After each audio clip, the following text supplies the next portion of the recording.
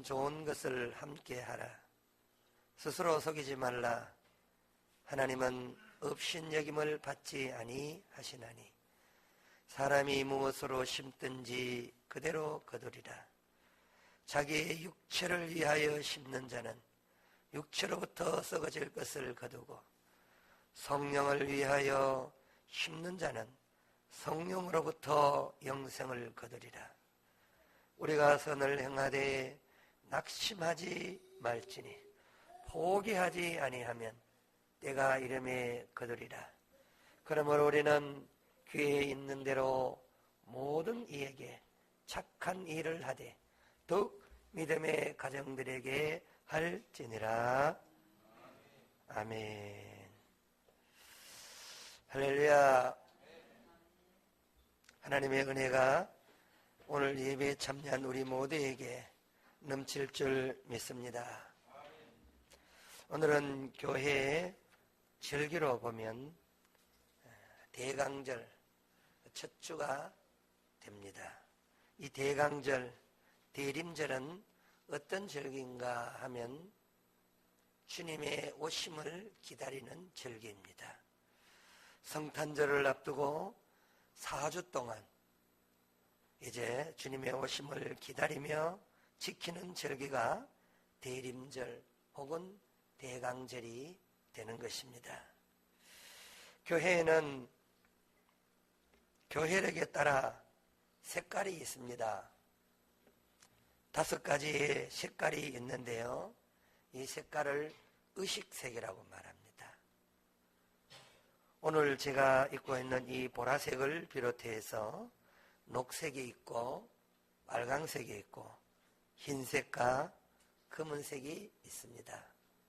이 대강절, 대림절은 왜 보라색을 사용하는가? 보라색이 주는 의미가 있습니다. 이 보라색은 준비와 참회의 색입니다. 그래서 애도와 참회, 주의를 기울임을 위한 색깔이 보라색입니다.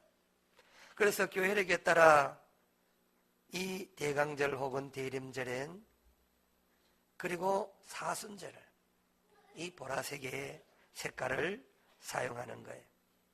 대림절, 대강절은요, 연중 최고의 절기입니다.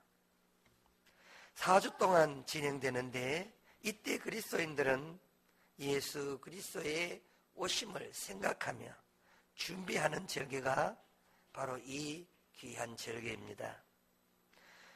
그래서 3가지를 집중하며 예수 그리스도 오심을 생각해야 되는데, 첫째는 첫번 성탄절에 그리스도께서 사람의 몸을 입고 이 땅에 오심을 기다리는 절기입니다. 두 번째는 말씀과 성례전을 통하여 오늘도 사람들에게 오시는 그리스도의 심을 기다리는 절기입니다. 마지막 3번째 절기는 마지막 심판날에 최후로 오시는 그리스도의 심을 믿고 기다리며 준비하는 절기입니다. 대강절은 이처럼 우리에게 주는 의미가 참으로 큽니다. 이 대강절을 준비하며 또 대강절을 기다리며, 그래서 오늘 주시는 생명의 말씀을 통하여 그냥 기다리는 것이 아니라 믿음으로 기다리는 저와 여러분 될 수 있기를 주님의 이름으로 축복합니다. 창세기를 보면 5장에 특별히 족보에 대한 이야기, 믿음의 계보에 대한 이야기가 나오고 있습니다. 그런데 눈여겨볼 만한 것이 있습니다. 물이 흘러가다가 한 곳에 머물러 있는 것은 이유가 있습니다. 그 물줄기가 넓어졌거나 아니면 그 물이 깊이가 넓고 또 깊을 때에 물은 흘러가지 아니하고 한 곳에 머물러 있는 것을 보게 됩니다. 창세기에서 5장에서 한참 동안 어떤 이름의 등장이 되면 그것에서 오랫동안 머물러 한참 동안 있는 것을 보게 되는데 그 이름이 누구인가 하는 거예요. 그 이름을 보면 에녹이라고 하는 사람의 이름에 우리는 주목을 해보게 됩니다. 에녹, 왜 에녹의 이름에 이렇게 오랫동안 머물러 있었을까? 에녹의 신앙이 말해주고자 하는 의미가 있어서 그런 것입니다. 에녹이 처음부터 이렇게 주목받는 인물이 아니었습니다. 에녹은 그의 아들 무두셀라를 낳고부터 그의 인생이 바뀌어진 것을 우리는 보게 됩니다. 무두셀라를 놓고 왜 이 에녹이 그때부터 300년 동안 하나님과 동행되는 삶을 살았을까 하는 것입니다. 여러분, 무두셀라를 낳고 에녹이 하나님과 동행되어지는 삶을 산 이유가 있습니다. 무두셀라, 그 이름의 뜻이 우리에게 주는 그 의미가 의미심장하다는 거예요. 여러분, 무두셀라는 우리 성경에서 나오는 이름들 중에 가장 오래 산 사람입니다. 969세를 산. 그런데 무두셀라 이름의 뜻이 뭐냐 하면 그날이 반드시 온다라는 이런 이름의 뜻이 있습니다. 어떤 날이 오기에 에녹은 하나님 앞에 바짝 붙어서 이렇게 가까이 된 이런 삶을 살았을까 하는 거예요. 그날이 도대체 언제이기에 이 에녹이 하나님과 동행되는 삶을 살 수밖에 없었을까 하는 것입니다. 여러분, 그날이 언제인가? 바로 그날이 무두셀라가 죽는 날입니다. 무두셀라가 죽는 날이 언제일까요? 무두셀라가 969세에 죽는 바로 그 해에 노아 홍수의 심판이 있는 날입니다. 그래요. 하나님은 성경에 기록된 대로 반드시 모든 일들이 그대로 성취되어지는 것을 우리는 알게 됩니다. 그날이 언제인가 하나님의 심판이 있다라는 사실을 깨닫고부터 그의 삶의 방향이 달라진 것입니다. 하나님의 이 언약의 말씀은 말씀 그대로 하나님은 실현치 않은 하나님, 하나님의 말씀에는 실수가 없는 하나님의 말씀인 것을 그가 깨닫고 하나님과 동행했다라는 사실입니다. 여러분, 이제 우리는 대강절 첫 주일을 맞이하게 되는데 처음에 드려졌던 그 절기가 주님의 초림을 준비하고 있다면 오늘 우리는 성탄절을 준비하고 있지만 내심 영적으로는 주님의 재림을 다시 오실 그 주님을 기다리며 준비해야 한다라는 사실입니다. 이미 주님이 오신다는 것은 그의 육신을 입고 이 땅에 오셨기 때문에 다시 오실 주님은 사랑의 주님으로 오시는 그분이 아니라는 사실입니다. 이제 주님이 다시 오신다면 그 주님은 심판의 주로 오신다는 거예요.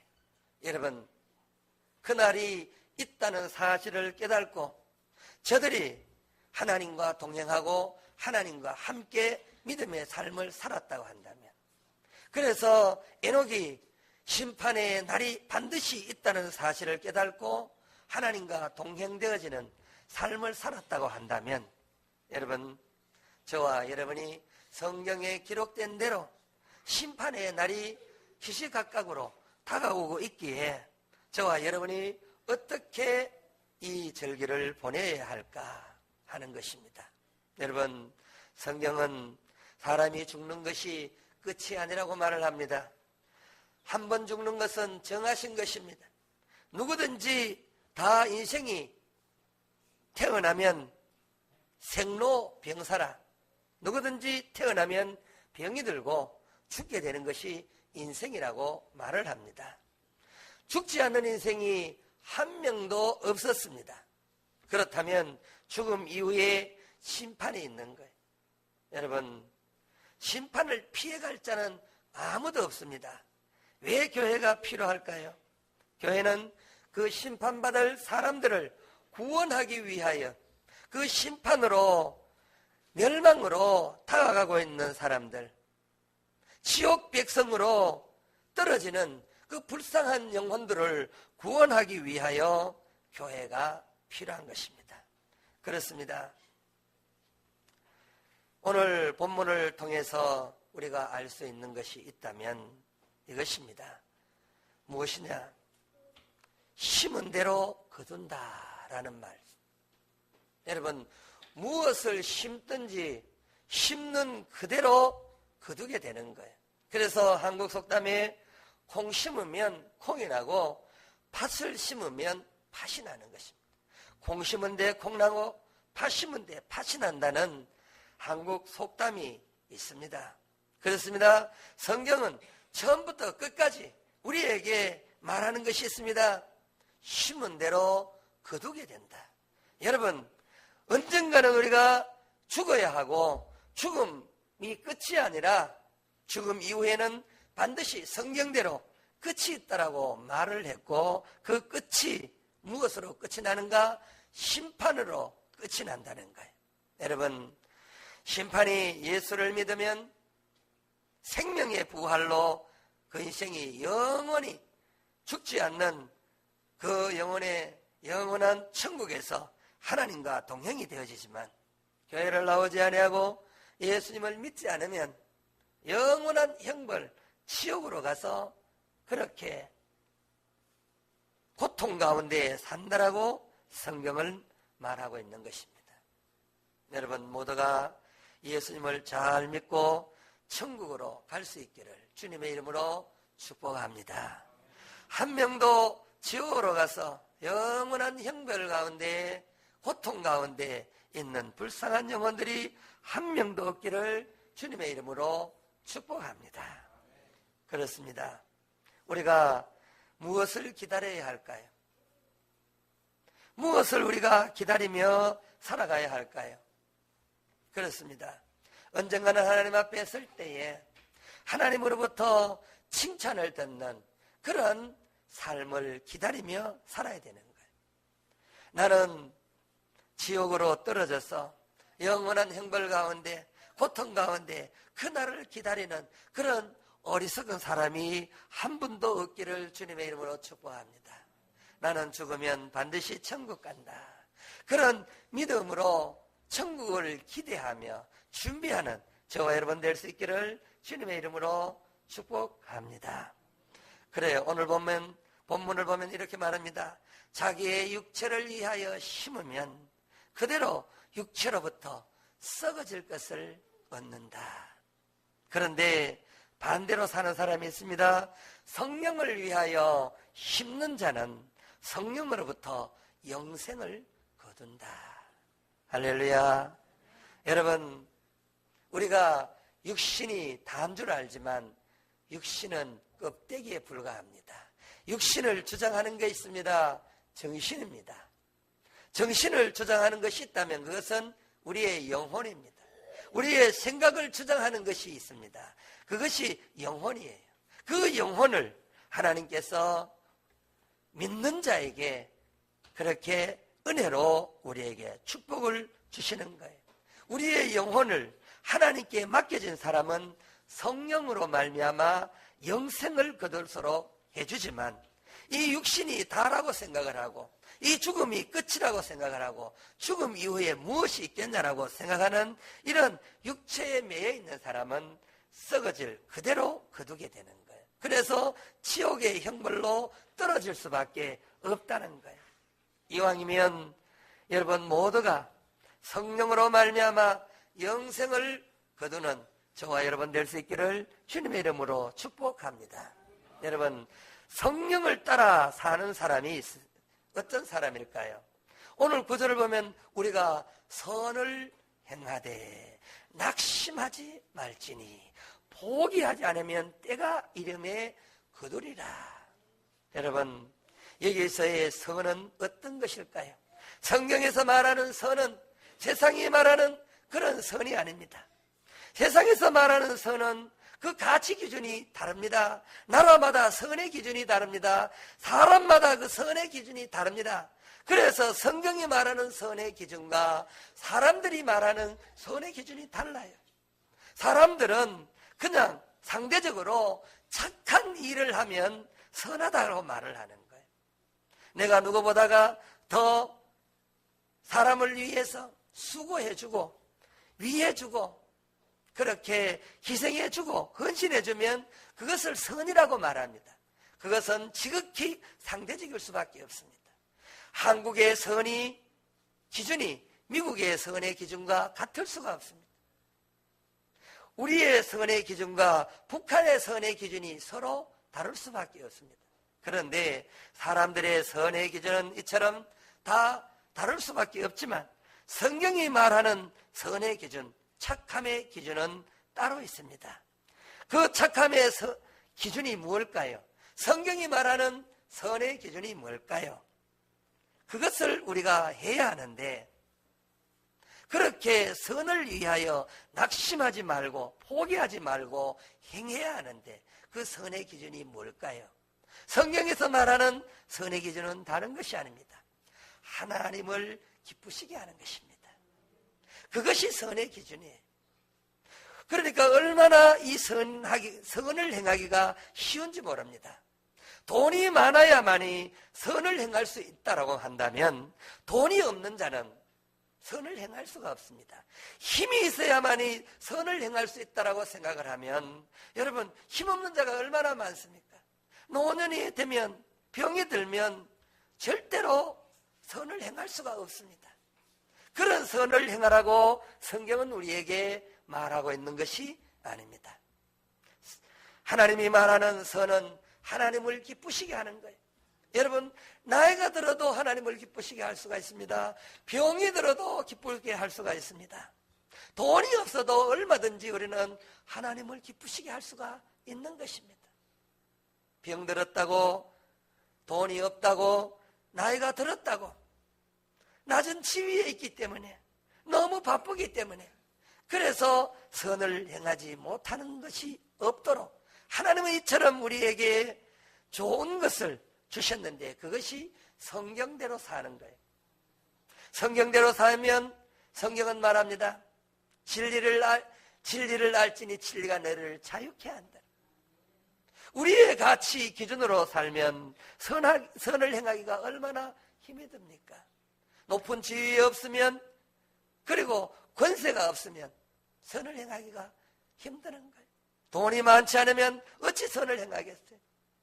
힘이 없는데 어떻게 선한 봉사를 할 수가 있단 말입니까? 내가 병이 들었는데 어떻게 선한 행동을 할 수가 있단 말입니까? 그러나 성경은 그렇게 말하지 않잖아요. 여기에 선은 그것입니다. 착한 행실은 다른 것이 아니에요. 하나님을 기쁘시게 하는 것은 누구나 다 할 수가 있어요. 마음으로 하나님을 기쁘시게 얼마나 할 수가 있는지 우리는 알 수가 없는 거예요. 그래서 누구든지 평등하게 다 하나님을 기쁘시게 할 수가 있는 거예요. 이것이 선을 행하는 것이에요. 여러분 하나님을 기쁘시게 하는 것이 결코 쉬운 일은 아닙니다. 그래서 선을 행하되 낙심하지 말지니라. 여러분 하나님을 기쁘시게 하는 것 쉬운 일이 아니기 때문에 우리에게 낙심하지 말라라고 말합니다. 내가 하나님을 기쁘시게 했는데 나타나는 결과가 없습니다. 열매가 없을 수가 있습니다. 오랜 시간 기다려야 할 때가 있습니다. 그래서 이렇게 말합니다. 때가 이를 때 거둔다.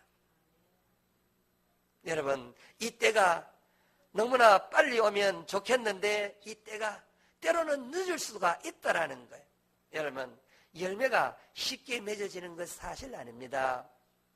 최소한 열매를 1년간 기다려야 되잖아요. 봄에 씨를 뿌려놔도 그 열매가 가을이 되어야 열매를 맺게 되는 거예요. 그런데 과일 나무를 보니까 여러분 시중에 파는 과일 나무를 갖다 심어보면 그 해에 나는 법이 없어요. 몇 년을 기다려야 되는 거예요. 풍성한 열매, 이 성목이 되기까지 기다려야 되잖아요. 그렇습니다. 최소한 1년생을 봐도 1년을 기다려야 되는 것처럼, 어떤 거는 3년, 어떤 거는 5년을 기다려야 제대로 된 열매를 거두는 것처럼 때가 되어야 된다는 거예요. 그래요. 선을 행하되 낙심하지 말지니라. 그렇습니다. 하나님을 기쁘시게 하되 낙심하지 말기를 주님의 이름으로 축복합니다. 그런데 이렇게 말합니다. 10절. 그러므로, 어쩌면 오늘 본문 가운데 결론적인 말이 그러므로라는 이런 접속사예요. 결과를 말해줄 때 그러므로라는 단어를 쓰잖아요. 이렇게 말합니다. 그러므로 우리는 기회 있는 대로 모든 이에게 착한 일을 하라. 여러분, 기회가 생겼는데도 기회를 멀리하는 자가 있습니다. 얼마든지 하나님을 기쁘시게 하는 기회가 있었음에도 불구하고 기회를 선호하지 못하는 어리석은 삶을 사는 사람이 많습니다. 예를 들면 이렇습니다. 이왕 교회에 나왔는 거 예배 드리는데 마음은 공밭에 가 있다면 이건 결코 하나님을 기쁘시게 하는 일이 아닙니다. 이왕 하나님 앞에 예배 드리러 왔다면 하나님을 기쁘시게 하는 게 뭘까요? 설교를 할 때 설교에 집중해서 경청해 주는 것, 이게 하나님을 기쁘시게 하는 거예요. 잘 부르지는 못하지만 찬양할 때 같이 찬양을 한번 불러보는 것, 이게 하나님을 기쁘시게 하는 것입니다. 그런데 그 기회가 왔음에도 불구하고 그 기회를 잡지 못하는 사람이 있다라는 거예요. 그렇게 말합니다. 그러므로 우리는 기회 있는 대로 모든 이에게 착한 일을 하라. 여러분, 모든 이에게 착한 일을 하라고 말합니다. 모든 이에게. 여러분, 여기 모든 이에게는요, 어떤 것일까요?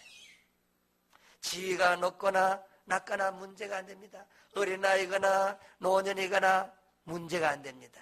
장애인이거나 정상인이거나 문제가 되지 않습니다.